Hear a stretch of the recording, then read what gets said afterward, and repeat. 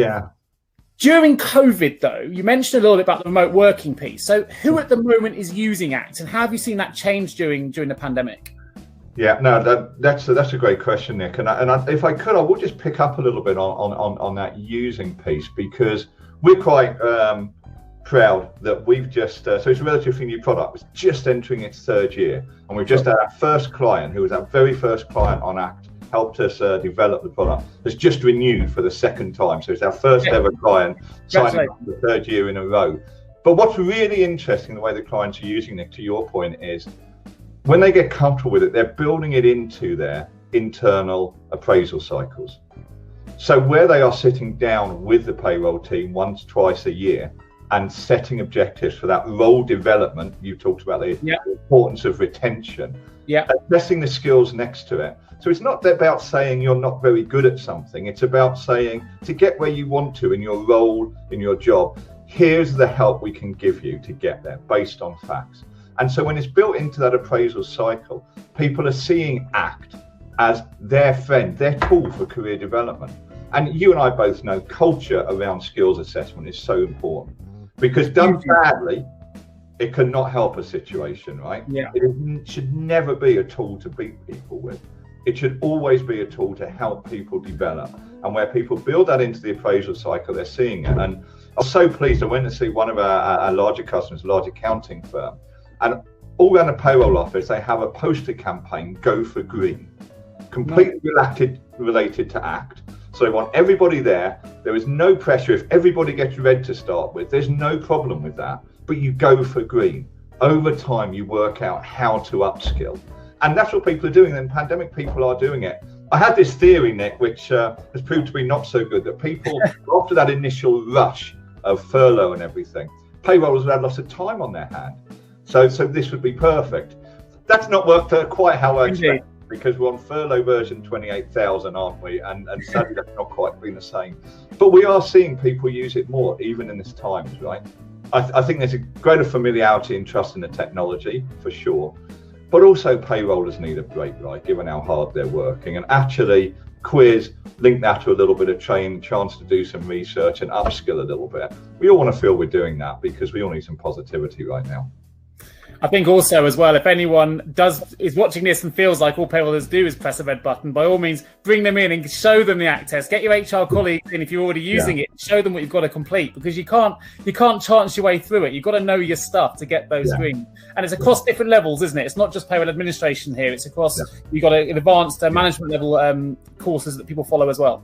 Yeah, absolutely. It's part of our competency framework is the different levels as well as the modules. Now, some modules will be present at all three levels, you know, and understanding tax and taking that to the next level is across the board. Sure. But then there are some topics which are specific more to a more senior role, a team leader or a payroll director sort of role. And so there's always that chance to develop. And in fact, with some of our clients that have been with us longer now, we're seeing a culture in their organization of wanting to get to the next level. So there's this kind of, they gamify it internally, their use. How many modules can you get to green with? And then when you get there, you earn the right to go to the next level and start to develop that. And for the payrollers themselves, they're seeing their progression, which is fantastic. And quite often the teams are incentivizing what happens when you move through levels. So there's a lot of ways to enjoy that. The other thing we're seeing in COVID is, and technology as well, is a chance to use more kind of video clip, more interactive. So we've been working through an amendment for one client where our tutors record a short video as to why the correct answer is the right answer. So different companies use this in different ways, and they want different amounts of knowledge in their organization about what the right answers are, because you've got to be careful about, you know, not passing from one person to another. But this was just some short video clips which said, okay, here's what the right answer is, and if you went for that one, I understand, but here's what you're not understanding. And what that does is, by explaining the answer and explaining the kind of why it's not the most commonly used wrong one. So we track across all of our companies, we never share that, but internally we track answers, we do the right stuff statistically to see the question performance. But it does let us see where people are tripping up. Our tutors, you know, normally instinctively can figure out what the thought process is. So we can add a little video clip in there which says, and here's why if you've gone down that route, here's why that's not the right way to think about, and say maybe you want to go and read this article or think about that to not do it.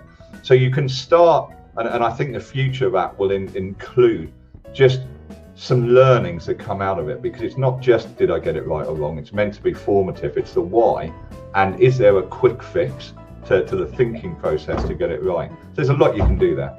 I'm going to put you on the spot here, Neil, because and I'm listening to what you've said to me there. What typically then has been the area that's really caught people out? Is it a module or a particular question where behind the scenes you go, we've caught them again here? I would love to put that in. You know what? I do wish Richard George, my Director of Education, was here to answer that question in more detail.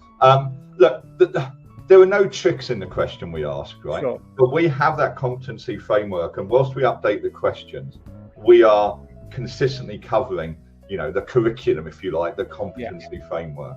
And I think it's less about modules, and it's more about within each module, you start to see where people are misunderstanding what's going on there. And so you do see repeats in thinking, and you can target that really quickly. And that's the key thing. If by just seeing the answer, I can learn something, then that's superb. Excellent. Well, as you say, I'm already a convert for it. And it's clear that you're really proud of the technology as well. And of course, the awards. You've had numerous innovation awards as well. Yeah. What does this new tech, though, mean for payrollers? When I do a lot of talks about the future of payroll, I'm a huge believer in upskilling now. You're going to need to upskill for the future. The future is going to be different. But how are you seeing the future? And what does this new tech mean for the future of payroll from your perspective as a learning provider? Yeah. So I guess I started our conversation, Nick, saying I'm a huge believer in skills assessment because it benefits the payroller, the team leaders, and the company. What this new tech does is make it easy. We throw out the spreadsheets with 3-year-old questions that aren't actually right anymore, and we continually assess.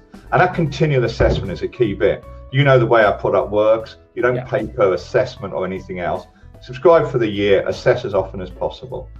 It allows payrollers to understand where the training's been helpful for them, because they can just reassess. Okay, I've gone on that course. Have I learned it? So what it means is that, what's it going to mean? I think it's going to be more video and an ability for us as a company, which fundamentally helps payrollers learn, to help them learn more efficiently.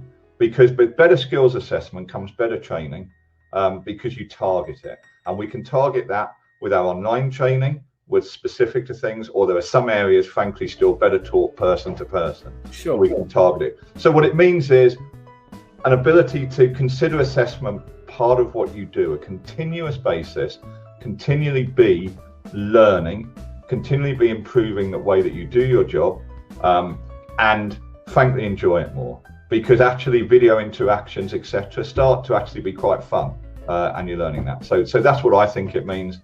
And ever more customization and links to e-learning. Better learning makes everybody happier.